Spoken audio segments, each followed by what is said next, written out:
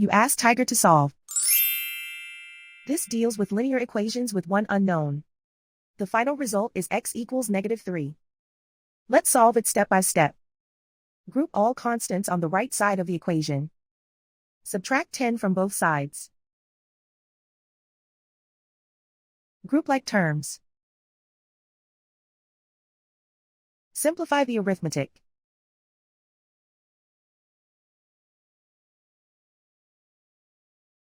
Isolate the x. Divide both sides by -7. Cancel out the negatives.